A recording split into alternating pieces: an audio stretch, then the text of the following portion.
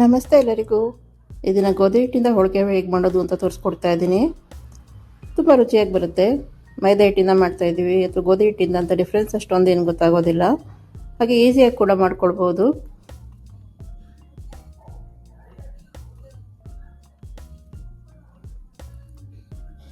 ಮೊದಲಿಗೆ ಒಂದು ಬೌಲ್ಗೆ 2 ಕಪ್ನಷ್ಟು ಗೋಧಿ ಹಿಟ್ಟನ್ನು ಹಾಕ್ಕೊಳ್ತಾ ಇದ್ದೀನಿ. ಹಾಗೆ ಒಂದು ಚಿಟಿಕೆಯಷ್ಟು ಅರಿಶಿನ, ಹಾಗೆ ಒಂದು ಚಿಟಿಕೆಯಷ್ಟು ಉಪ್ಪನ್ನು ಹಾಕ್ಕೊಳ್ಬೇಕು.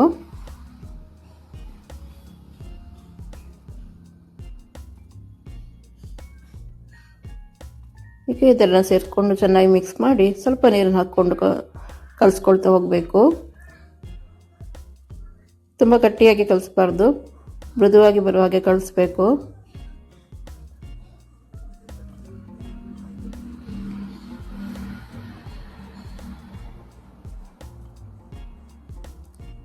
ಹಾಗೆ ಒಂದು ಸಲ ಜಾಸ್ತಿ ನೀರು ಕೂಡ ಹಾಕ್ಕೊಳ್ಬಾರ್ದು, ಸ್ವಲ್ಪ ಸ್ವಲ್ಪ ನೀರು ಹಾಕ್ಕೊಂಡು ಕಲಿಸ್ಕೊಳ್ಳಿ.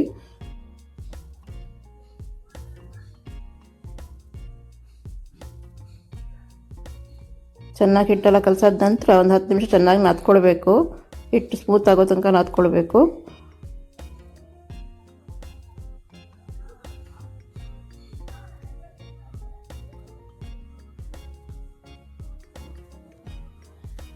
ಚೆನ್ನಾಗಿ ನಾದ್ಕೊಂಡ ನಂತರ ಸ್ವಲ್ಪ ಮೇಲೆ ಎಣ್ಣೆ ಹಾಕಿ ಒಂದು ಗಂಟೆ ಹಾಗೆ ನೆನೆಸಿಡ್ಬೇಕು. ಅದನ್ನು ಒಂದು ಮುಚ್ಚಳ ಮುಚ್ಚಿ ಎತ್ತಿಟ್ಟಿಡಿ. ಹೀಗಾಗಿ ಕಡಲೆಬೇಳೆನ 2 ಗಂಟೆ ನೆನೆಸಿಟ್ಕೊಂಡಿದ್ದೆ, ಚೆನ್ನಾಗಿ ತೊಳೆದು ನೆನೆಸಿಡ್ಬೇಕು. ನಂತರ ಈಗ ಅದನ್ನು ಬೇಯಿಸ್ಕೊಳ್ತಾ ಇದ್ದೀನಿ. ಕುಕ್ಕರಲ್ಲಾದರೆ ಸ್ವಲ್ಪ ಬೇಗ ಬೇಯುತ್ತೆ ಅಂತ ಕುಕ್ಕರಲ್ಲಿ ಬೇಯಿಸ್ಕೊಳ್ತಾ ಇದ್ದೀನಿ.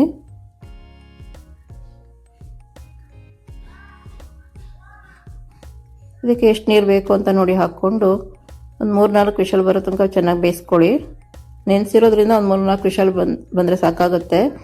ನೆನೆಸಿಲ್ಲ ಅಂದರೆ ಒಂದು 5-6 ವಿಷಲ್ ಬರೋ ತನಕ ಇಟ್ಕೊಳ್ಳಿ. ಈಗ ನೀರನ್ನೆಲ್ಲ ಸೋಸ್ಕೊಳ್ತಾ ಇದ್ದೀನಿ. ನಾವೀಗ ಇಲ್ಲಿ ಮಿಕ್ಸಿಯನ್ನು ಉಪಯೋಗಿಸ್ತಾ ಇಲ್ಲ, ಹಾಗೆ ಹೂರಣ ರೆಡಿ ಮಾಡ್ಕೊಳ್ತಾ ಇದ್ದೀವಿ. ನೀರೆಲ್ಲ ಚೆನ್ನಾಗಿ ಆರಿದ ನಂತರ ಇದನ್ನು ಮತ್ತೆ ವಾಪಸ್ ಅದೇ ಕುಕ್ಕರ್ಗೆ ಹಾಕ್ಕೊಳ್ತಾ ಇದ್ದೀನಿ. ಒಂದು ದಪ್ಪ ತೆಳು ಪಾತ್ರೆ ಇದ್ದರೆ ಅದಕ್ಕೆ ಕೂಡ ಹಾಕ್ಕೊಳ್ಬಹುದು. ಈಗ ಅರ್ಧ ಕೆಜಿಯಷ್ಟು ಕಡಲೆಬೇಳೆಯನ್ನು ತಗೊಂಡಿದ್ದೆ. ಇದಕ್ಕೆ ಅರ್ಧ ಕೆಜಿಯಷ್ಟು ಬೆಲ್ಲವನ್ನು ಕುಟ್ಟಿ ಹಾಕ್ಕೊಳ್ತಾ ಇದ್ದೀನಿ. ನೀವು ಸ್ವಲ್ಪ ಸ್ವೀಟ್ ಕಡಿಮೆ ಬೇಕಂದ್ರೆ ಸ್ವಲ್ಪ ಕಡಿಮೆ ಮಾಡ್ಕೊಳ್ಳಿ.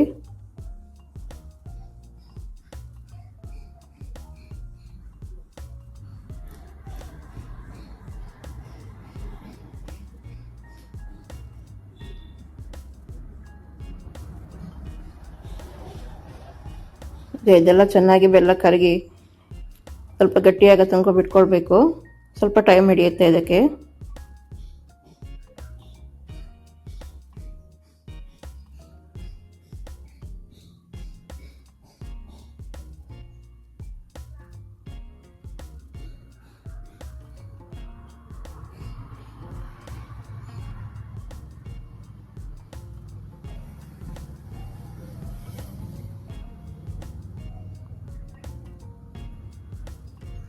ಕೈ ಆಡಿಸ್ತಾನೆ ಇರಬೇಕಾಗುತ್ತೆ.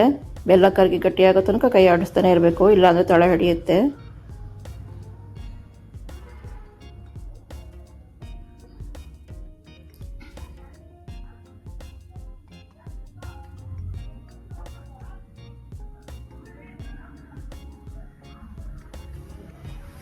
ಈಗ ಬೆಲ್ಲ ಎಲ್ಲ ಕರಗಿದೆ.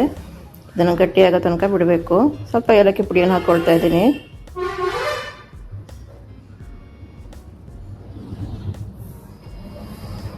ನೋಡಿ ಈಗ ಗಟ್ಟಿಯಾಗಿದೆ. ಒಂದು ಅರ್ಧ ಗಂಟೆ ಟೈಮ್ ಹಿಡಿಬೋದು ಇದಕ್ಕೆ.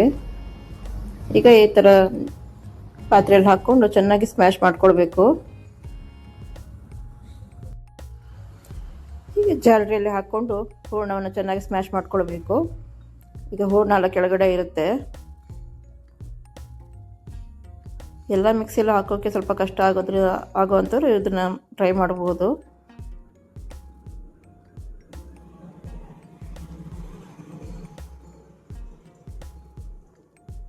ತುಂಬ ಬಿಸಿ ಇರುವಾಗಲೇ ಹೀಗೆ ಮಾಡಬೇಕು. ತಣ್ಣಗಾದ ನಂತರ ಸ್ಮ್ಯಾಶ್ ಮಾಡಿದರೆ ಅದು ಚೆನ್ನಾಗಿ ಬರಲ್ಲ.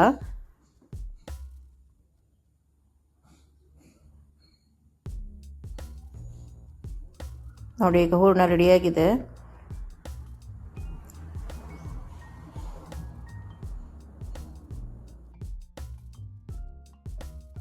ಈಗ ಹಿಟ್ಟು ರೆಡಿಯಾಗಿದೆ, ಹೋಳಿಗೆ ಮಾಡೋಕ್ಕೆ ರೆಡಿ ಮಾಡೋಣ.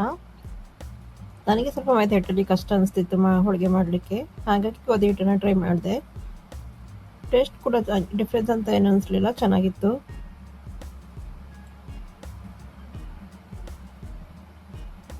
ಈಗ ಸ್ವಲ್ಪ ಹಿಟ್ಟನ್ನು ತಗೊಂಡು ಹೂರಣ ಹಾಕ್ಕೊಂಡು ಹೋಳಿಗೆ ತಟ್ಕೊಳ್ಳೋಣ.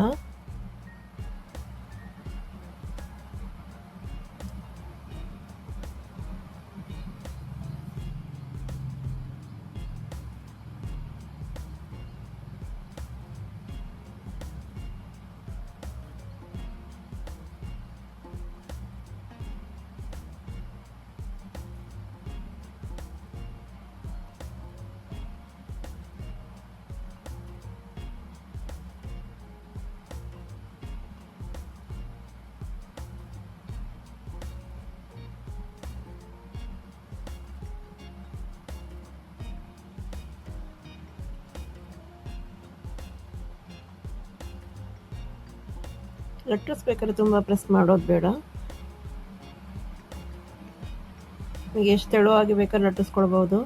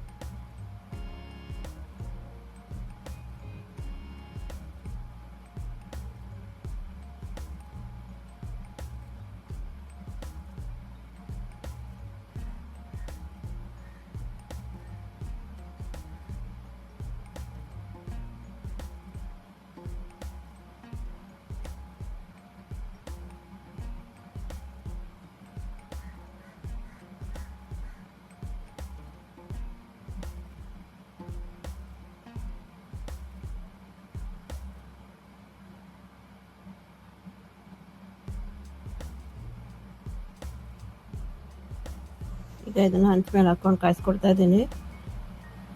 ಸ್ವಲ್ಪ ಮೇಲಿಂದ ಎಣ್ಣೆ ಹಾಕಿ ಚೆನ್ನಾಗಿ ಕಾಯಿಸ್ಕೊಳ್ಬೇಕು.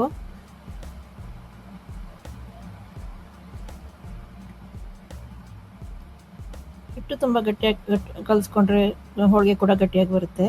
ಹಿಟ್ಟು ತುಂಬ ಸ್ಮೂತ್ ಆಗಿರಬೇಕು.